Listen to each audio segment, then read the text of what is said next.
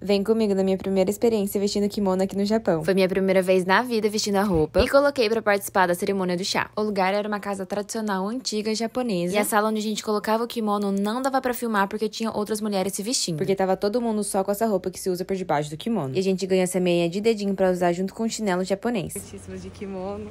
Juro, eu amei colocar. Sim, andar com esse chinelinho aqui no pé aqui, hein? Fica assim, ó, passinho de princesa mesmo. Lá tinha várias opções de kimono, diferentes cores dessa faixa que vai na cintura pra você combinar. O penteado já tava incluso e você poderia escolher os diferentes acessórios que iam no cabelo. Depois de tudo escolhido, as moças me vestiram e me deixaram prontinho pra sair. Me senti uma verdadeira princesa japonesa. Terminada a cerimônia do chá, a gente tinha um tempo livre pra ficar com a roupa. Então saímos pra tirar várias fotos e registrar esse momento. Vestir o kimono foi uma experiência que eu gostei muito de ter feito. Me senti mais perto da cultura e fiquei simplesmente encantado com todo o visual. Foi uma experiência incrível e com certeza te recomendaria fazer também. Ainda mais se você tem ascendência japonesa. Olha essa maquiagem, eu tô apaixonada, juro.